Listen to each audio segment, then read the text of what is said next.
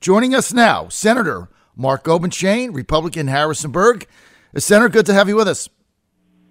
Hey, John, it's great to be with you this morning. Sounds like you've got a great lineup today. Oh, yes, we're always going to have fun. And Mark Obenshain kicking things off, as always. We're going to get into Richmond politics and some of the bills and all that, but you're a lawyer, right?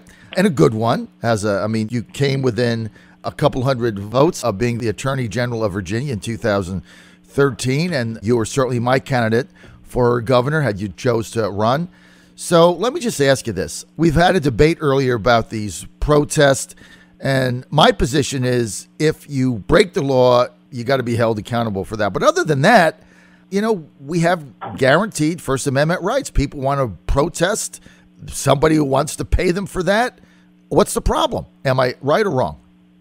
Yeah, well, certainly it's fine to protest. We have a tradition in this country of freedom of expression and free speech, and I'm all for that. Sometimes crosses the line into violence, destruction of property, and when those protests start to infringe upon my rights, there starts to be a problem.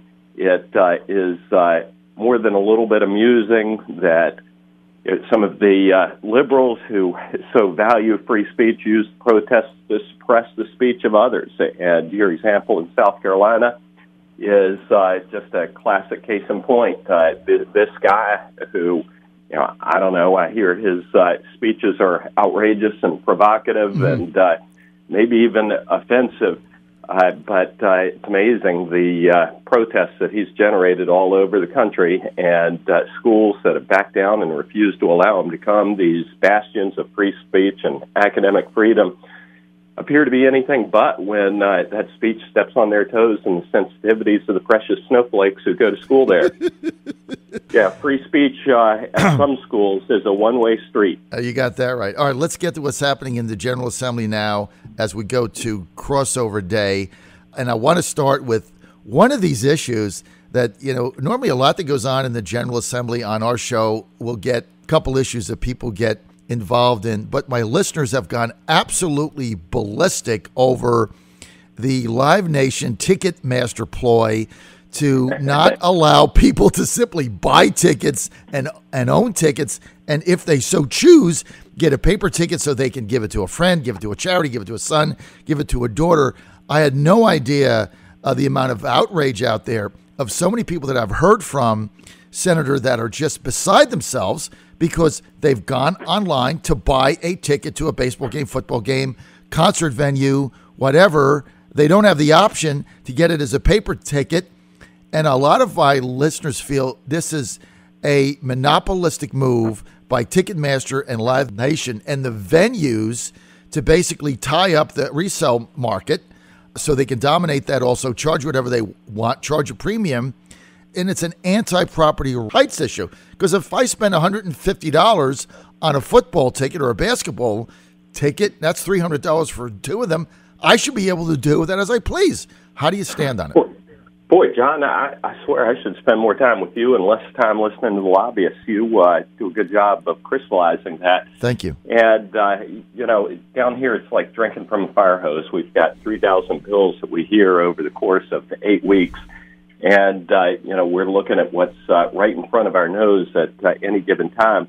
You make good sense. And I want to make sure that when I buy tickets for my kids or my wife and her girlfriends to go to some concert, if she buys tickets to go see Harry Connick in Roanoke, I can guarantee she's not going to drag me with a team of mules down there to go with her. It's going to be with her girlfriends.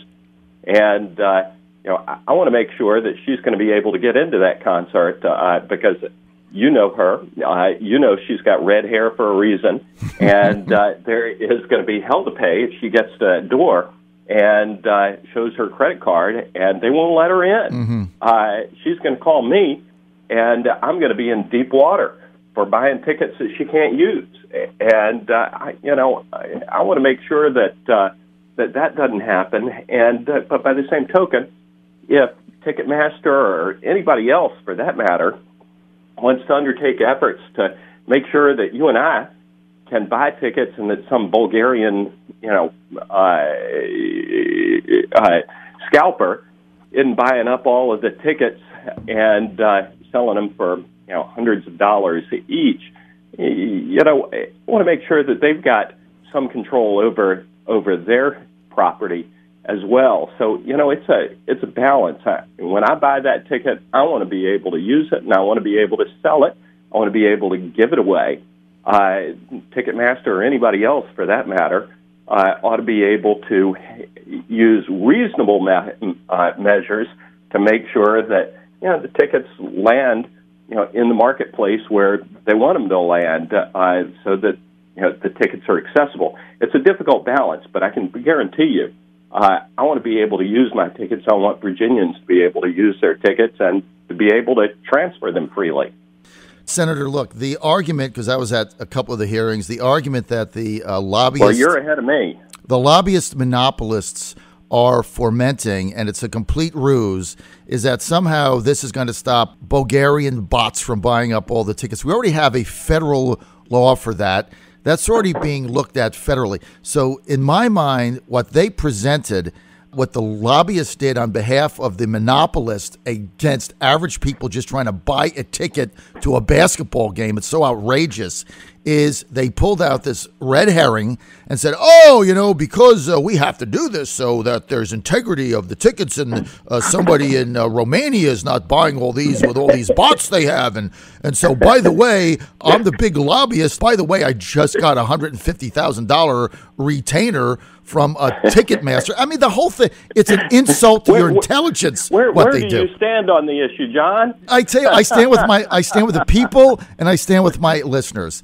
And so, besides, red herring is the guy in the Attorney General's office, right? That's right. Okay, I got a text here from Joe in Suffolk. Go ahead. By the way, I hate to change the subject, but one of the things that came up early in session was the disclosure that the Attorney General's office has gotten advice from the outgoing Obama administration, the waning hours of the administration, about how they could, it appears, misdirect settlement money to pay, for bonuses and salaries for members of the Attorney General's office. Apparently 64 members of the Attorney General's office got, on average, $7,000 raises, while state employees have, been languishing and not getting raises for too darn long time. That apparently is prohibited by federal law, but the Obama administration gave them advice about how to circumvent that, so that he could give bonuses and raises to his selected few state employees, and that's deeply, deeply troubling. And I think we need to take a good hard look at that. So, Senator Obenshain, let me get this straight. So, the state Attorney General's office employees that got these raises, they're state employees also, right? Yes. So they're state employees. So they got an average of a $7,000 raise, but the other state employees didn't get any raise. So what makes them unique and special? They are favored by the Attorney General of Virginia, apparently. So basically, they are his staff. This is the politicization of state employees' raises. It's now politics. So if you back their causes, and if you back the Attorney General, I wouldn't go that far. But what he's done is grab forfeited funds, and a lot of these folks are hardworking, line attorneys in that office. But the fact of the matter is, he took forfeited funds from a large settlement and diverted those funds for salary raises, to a large portion of his staff. And I understand that some of the staff members, non-attorney folks, who may have been most involved in securing those forfeitures, the investigators, they didn't get raises. But across the board, I mean, he got 64 lawyers in the office, got on average $7,000 raises, and apparently somebody got even a 30% raise. So essentially, under the table, you could draw the dotted line and say that Attorney General Herring is helping fund his reelection campaign covertly through giving raises to his employees that obviously do his bidding within the confines and the laws of the Attorney General of Virginia. You could make that argument, right? Or else he's just grabbed the funds and decided that his office deserves the raises more than state police They're special. members do, or other state employees. And, that's pretty troubling. We really are fighting hard to make sure that we take care of our state employees. I mean, I'm a conservative. I'm for small government. I'm for eliminating agencies where they ought to be eliminated. But if we hire employees, we've got an obligation to treat them fairly. And part of being fair is if we don't need the services that they provide, we eliminate it. But if we determine that those jobs are important, we just can't keep folks for years and years and not give them raises. They and their families depend on us, whether it's my law firm or the state. And what the Attorney General has done is treated himself specially. He's special. He is. He's special, right? So, and his employees are special. Meantime, we had Senator Frank Wagner on yesterday, who said that 18 state police troopers left Virginia in January for other jobs at better pay because we're woefully underpaying our troopers. So, look, we're working on that. Yeah, I know you guys are working on that. This text here from Joe from Suffolk. I told you this TicketMaster issue, man. It isn't going away. Joe says, hey, I went to TicketMaster. I tried to buy a ticket, give it to a family member. I paid the money, and now I can't give it to my daughter. I tell you, Senator, this is a big issue that's under everybody's radar screen, and it's a property rights issue, and I know you're going to take a hard look at it, right? Loud and clear, John, loud and clear. Okay, let's get to Senator Tommy Norment and Senator Bill Stanley. Wow, they're putting legislation in with enormous fines for Airbnb renters, like if you rent out your house and you don't comply by the rules that are in your local zoning areas. Like Tommy's got to bill your majority leader $10,000 fine for a homeowner, like second or third time, it's like $50,000. I mean, you could do damage to somebody. These are pretty stiff fines on somebody not following the law if they engage in renting out their home or property under the Airbnb guys. What do you think of that? Not much. I think that's the wrong approach, and we ought to be embracing these entrepreneurs, whether it's the Airbnb guys or the families that are looking for little additional disposable income. We ought to be looking to help this area of enterprise, and I just think that's the wrong way to go about it. We are not a bunch of Luddites here in Virginia. We understand that technology is going to change our lives, and we're not going back to switchboard operators and hotels and other businesses. Just get used to it. I mean, it's a brave new world out there, and we've got to find a way to embrace it without punishing people for just trying to find a way to make ends meet. All right, Senator, let's get to Attorney General Mark Herring, I guess yesterday or Tuesday, joining in this chorus of lawsuits against President Trump's executive order to not to do a delay of getting people in, allowing people from these 7 countries into the United States. By the way, the same 7 countries that Obama targeted that have a history of harboring and exporting terrorists to the United States. Attorney General Mark Herring joining in another lawsuit to stop this. What do you make of it? Apparently, somebody has taken control of Mark Herring's mind and body, because I could have sworn when I ran against Mark Herring for Attorney General that he traveled all over the state saying Obenshain's going to be another Ken Cuccinelli. He's going to file lawsuits against the federal government. And I want to take the politics out of the Attorney General's office and be the state's lawyer. Well, he rolled into office and did anything but embracing every liberal cause since he got in the door. And right now, what he is doing is exactly what he promised newspapers and people all over Virginia that he absolutely was not going to do. It's tilting at windmills, and Mark Herring is just breaking more of his campaign promises. So do you think the lawsuit has any merit, Senator Obenshain? Look, I don't know. I doubt it. I think that the executive has broad powers in this area. As you may have noticed, I've been kind of busy in Richmond, and I've been paying attention out of one eye to the legal analysis of what's going on in Washington. I have